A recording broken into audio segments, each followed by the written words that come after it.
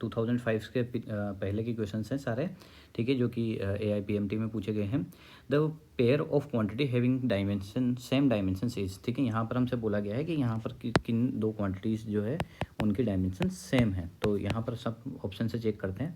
सबसे पहले हमें यंग्स मॉडुलस दिया गया है। यंग्स मॉडुलस का जो फॉर्मूला होता है ये होता है स्ट्रेस अपॉन स्ट्रेन, और स्ट्रेन जो होता है वो डायमेंशनलेस क्वांटिटी होती है। क्यों? क्योंकि स्ट्रेस का फॉर्मूला होता है फोर्स अपॉन एरिया, और स्ट्रेन का फॉर्मूला होता है change in length upon original length.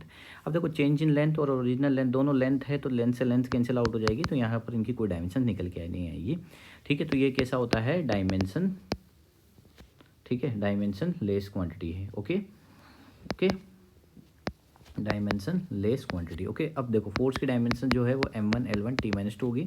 Area की डायमेंशन l2 हो जाएगी मीटर स्क्वायर, तो यहाँ से जो है वो निकल के आएगी m1 l-1 t-2। ओके, ये किसकी डायमेंशन आई? यंग्स मॉडुलस की। ऐसे हम जानते हैं एनर्जी की डायमेंशन क्या होती है? m1 l2 t-2। ओके, तो क्या यंग्स मॉडुलस और एनर्जी की डायमेंशन दोनों की डायमेंशन क्या यहाँ पर मैच कर रही है? क्या नहीं कर रही? नहीं कर रही, तो यहाँ पर क्रॉस लगा दो। ओके, क्योंकि ये ऑप्शन गलत हो गया है। बढ़ते हैं सेकंड ऑप्शन की तरफ। सेकंड ऑप्शन में हमसे क्या बोला गया? इम्पल्स। इम्पल्स क्या होता है बेटा?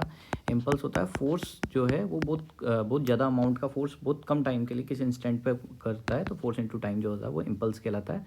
और यहाँ पर फोर्स की डायमेंशन है वो m1 l1 t-2 होगी, और यहाँ पर क्या हो जाएगा? t1, तो यहाँ से हो जाएगा m1 l1 t-1। ये किसकी डायमेंशन होगी? इम्पल्स की।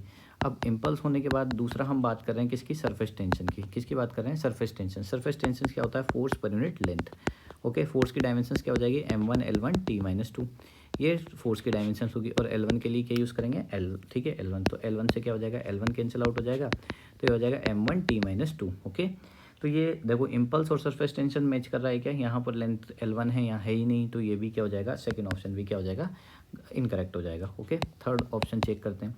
एंगुलर मोमेंटम, जो एंगुलर मोमेंटम जो होता है उसको L से रिप्रेजेंट करते हैं, और उसका फॉर्मूला होता है mvr। ओके, तो यहाँ पर m क्या है? मास, तो m, v क्या है? वेलोसिटी, तो l1 t-1, और r क्या हो जाएगा? लेंथ हो जाएगा। तो यहाँ से जो है एंगुलर मोमेंटम जो है इसका फॉर्मूला जो है एंगुलर मोमेंटम का, ठीक है, वो हो जाएगा m1 l2 t-1, m1 l2 t-1 हो जाएगा।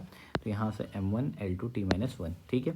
और वर्क के बारे में बात करते हैं। वर्क का क्या होता है? वही फॉर्मूला होता है फोर्स इंटू डिस्प्लेसमेंट m1, ठीक है, फोर्स इंटू डिस्प्लेसमेंट, तो m1 l2 t-2 हो जाएगा। ओके, तो यहाँ पर देख पा रहे हैं कि एंगुलर मोमेंटम और वर्क जो है इन दोनों की भी डायमेंशंस क्या है? मैच नहीं कर रही। तो ओबियसली बात है वर्क और टॉर्क का सेम होगा, पर इसको भी सोल्व करके देख लेते हैं। ठीक है, वर्क का फॉर्मूला हमें पता है क्या होगा? m1 l2, वर्क का फॉर्मूला फोर्स इंटू डिस्प्लेसमेंट, तो m1 l2 t-2 हो जाएगा। और टॉर्क क्या होता है? तो टॉर्क का फॉर्मूला होता है force into perpendicular distance, force into perpendicular distance. Okay, तो फोर्स की डायमेंशन होती है m1 l1 t-2, और परपेंडिकुलर डिस्टेंस के लिए l1 यूज़ करेंगे, तो यहाँ पर हो जाएगा m1 l2 t-2। अब देख पा रहे होंगे आप वर्क की डायमेंशंस ये रही m1 l2 t-2, और टॉर्क की m1 l2 t-2। क्या ये दोनों सेम है? क्या ये दोनों सेम है? तो ऑप्शन नंबर 4 क्या हो जाएगा? करेक्ट हो जाएगा। आई होप आपको ये क्वेश्चन समझ में आएगा। Thank you for watching. और इस टाइप के क्वेश्चंस बेटा पूछे जाते हैं क्योंकि ये सारे डायमेंशंस को क्या कर लेते हैं, मतलब आपका कंसेप्ट चेक कर लेते हैं। अगर एक भी आपको इनमें से डायमेंशंस पता नहीं है तो आप पूरा क्वेश्चन अटेम्प्ट नहीं कर पाएंगे। तो इस टाइप के क्वेश्चंस की प्रैक्टिस जरूर करें। Thank you for watching.